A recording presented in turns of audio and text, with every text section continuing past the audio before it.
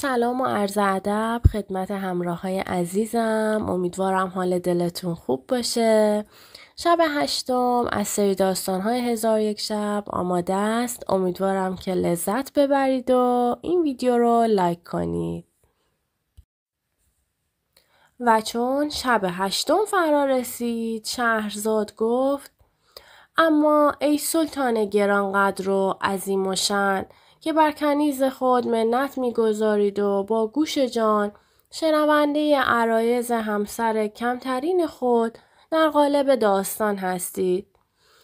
دیشب قصه بدانجا رسید که جوان جادو شده به پادشاه گفت: چنان ضربه‌ای حواله غلام سیاه کرده بودم که گمان کردم سر از تنش پراندم.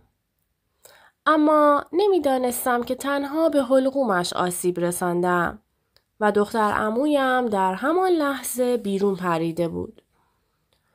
و چون به قصر بازگشتم او را آرمیده در بستر یافتم و دیگر توان کشتنش را در خود ندیدم. زنم فردای آن روز گیس بلندش را برید و لباس سیاه پوشید و گفت: ای پسر عمو، مرا به خاطر آنچه کردم سرزنش مکن. خبر مرگ مادرم را برایم آوردند و به من گفتند که پدرم در جنگ کشته شده و یکی از برادرانم را مار گزیده و دیگری زیر آوار مانده است. پس به خاطر زاری و عزاداری ملامتم مکن. گفتم مخالفتی ندارم، هرچه میخواهی بکن. 1 سال تمام ماتم گرفت و عزاداری کرد. آنگاه به من گفت در گوشه ای از قصر کلبه‌ای گنبدی شکل برایم بساز، میخواهم نامش را کلبه اندوه بگذارم و با غصه هایم در آن تنها بمانم. گفتم برایت میسازم و ساختم. و همانطور که گفته بود مدفنی مثل زری در وسطش بنا کردم. و کار که به آخر رسید، غلام سیاه را به آنجا برد. مردک به اندازه‌ای نزار شده بود که دیگر کاری از او بر نمی آمد و با همان ضربه شمشیر توان سخن گفتن را از دست داده بود. چیزی از گلویش پایین نمی رفت اما می توانست بنوشد. زنم هر روز صبح و شام به سراغش می رفت، به حالش می گریست و اموراتش را سامان می داد و شراب و خورش های آبکی به خوردش می داد.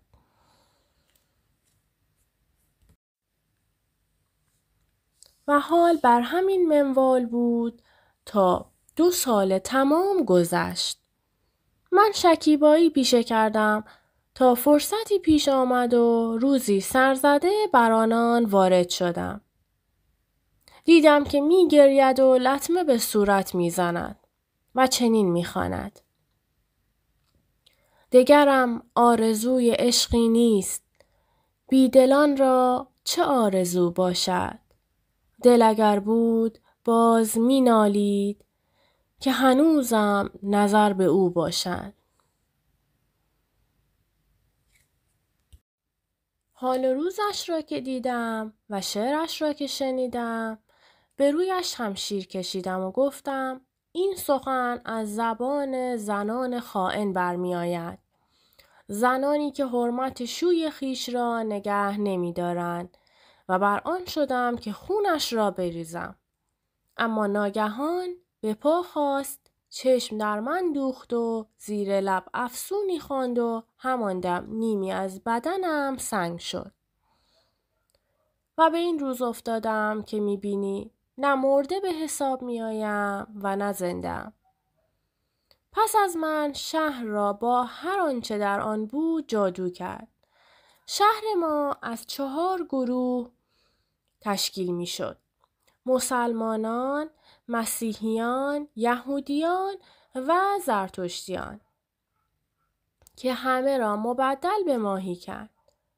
مسلمانان را به رنگ سفید، زرتشتیان را سرخ، مسیحیان را آبی و یهودیان را زرد. و 4 جزیره را نیز به کوههای 4گانه بدل گردانید و برکه را در میانشان قرار داد. و خود هر روز به اینجا می آید و مرا شکنجه می کند و با تازیانه به جانم می افتد. تا آنجا که خون از بدنم روان می شود و بر بالاتنم لباسی بافته شده از موی زبر می پوشاند تا شکنجه‌ام 2 چندان شود. آنگاه جوان بینوا گریست و ناله کنان سر به دعا برداشت. گفت خداوندا صبر ایوبم عطا فرما و این 2 بیت را خواند. وجود عاریتی دل در او نشاید بست. همان که مرهم جان بود دل به نیش بخست. خدای عزوجل قبض کرد بنده خیش. تو نیز صبر کن ای بنده خدا پرست.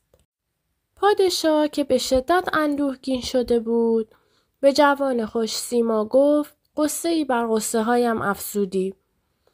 بعد پرسید زنی که میگویی حالا کجاست؟ و او پاسخ داد در همان مطونی منزل گزیده که معشوقه سیاهش آرام گرفته و هر بار که نزد او می رود اول به اینجا می آید لباس از تنم بر می گیرد و تازیانه می زند و فریاد من به آسمان می رود و اشک می ریزم. اما توان جنبیدن ندارم که از خود دفاع کنم. بعد از شکنجه دادن من به سراغ غلام سیاه می رود و با او بر سر سفره شراب می نشیند.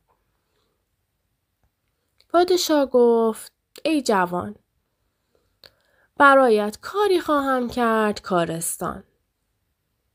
و با جوان به گفتگویش ادامه داد تا شب فرا رسید و تا سر زدن سپیده صبر کرد. آنگاه آماده شد و شمشیر به کمر بست و به ساختمانی گنبدی شکل رفت که زن خانه اندوهش می نامید و غلام سیاه در آن آرمیده بود. آنجا شمع‌ها را دید و قندیل‌ها را، بخورها را دید و روغن‌های خوشبو را و چشمش به غلام سیاه که افتاد ناگهان بر او یورش برد و بی آنکه مهلتش داد خونش را بر زمین ریخت. پس از آن جامه‌اش را برکند و همانجا گذاشت و جسدش را به دوش کشید و با خود برد و در گوشه‌ای از قصر در چاهی سرنگون کرد. سپس به خانه اندوه بازگشت و لباس غلام سیاه را بر تن خویش پوشانید و در کمین نشست و دست از قبضه شمشیر بر نداشت. ساعتی نگذشت که آن هرزه جادوگر به سراغ پسرعموی بینوایش رفت و مثل هر روز لختش کرد و 100 تازیانه بر بدنش نواخت. و پادشاه می توانست صدای ناله ها و التماس هایش را بشنود که می گفت بس کن این شکنجه را، رحم کن. و زن می گفت مگر تو به من رحم کردی؟ مگر محبوب مرا تو به این روز نینداختی؟ از شکنجه کردن همسرش که فارغ شد با کوزه‌ای از شراب و کاسه آب گوشت به خانه اندوه آمد و در حالی که اشک می‌ریخت این ابیات را می‌خواند. من از تو روی نپیچم گر بیازاری که خوب بود ز عزیزان تحمل خواری. به هر سلاح که خون مرا بخواهی ریخت حلال کردمت الا به تیغ بیزاری. گرم تو زهر دهی چون عسل بیاشامم به شرط آنکه به دست رقیب نسپاری. و همچنان میگریست و التماس کنان میگفت سرور من با من جفا مکن، با من سخن بگو، سخن از عشق بگو. و پادشاه زبانش را بگردانید و با صدای آهسته به تقلید از لهجه سیاهان گفت آه آه لا حول ولا قوة الا بالله. زن که در اشتباه افتاده بود از شادی به خود لرزید و هوش از سرش پرید. اندکی بعد که خود را باز یافت ناباورانه از خود پرسید یعنی سرورم شفا یافته است؟ پادشاه با همان لهجه در جواب زن گفت ای هرزه، ارزش آن را نداری که با تو سخن بگویم.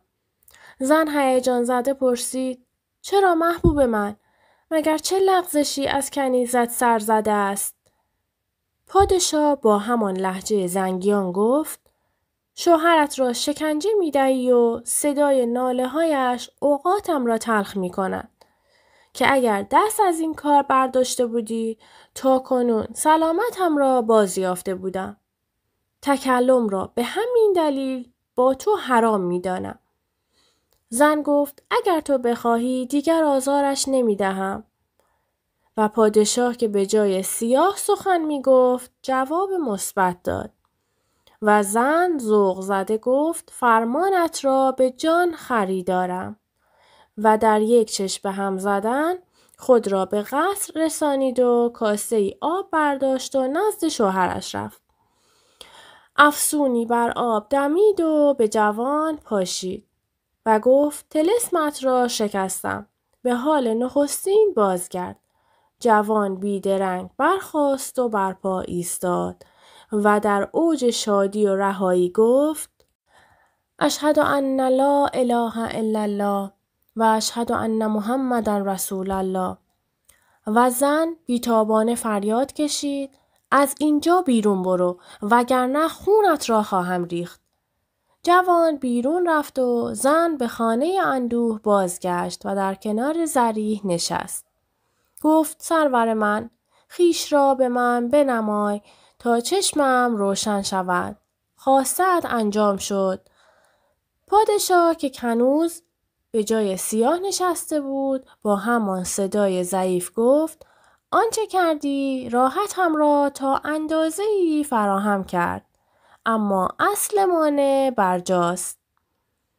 زن جادوگر پرسید مانع اصلی کدام است محبوب من؟ پادشاه پاسخ داد اهل این شهر و اهالی جزیره ها که ماهیشان گردانیده ای هر نیمه شب سر از آب در می آورند و رو به آسمان می کنند و شکایت از من و تو را نزد آفریدگار می برند. بازدارنده بزرگ در راه تندرستی من جز این نیست. پس رهاشان کن تا سلامتم را بازیابم. و جادوگر که در تصور خیش با محبوب سیاهش گفتگو می کند شادمان گردید و به او گفت فرمانت را روی چشم می گذارم. و در حالی که از شادی در پوست خود نمی گنجید برخاست و راهی برکه شد و آنجا که رسید کفی از آب برداشت و اما چون قصه به دینجا رسید سلطان را خواب در رو بود و شهرزاد بی ترس از تیغ جلاد شبی دیگر را بیاسود. و این قصه ادامه دارد. خب شب 8 هم به پایان رسید. امیدوارم که خوشتون اومده باشه. لطفاً ویدیو رو لایک کنید، کانال رو سابسکرایب کنید تا ادامه قصه ها رو از زبان شهرزاد قصه گو بشنویم.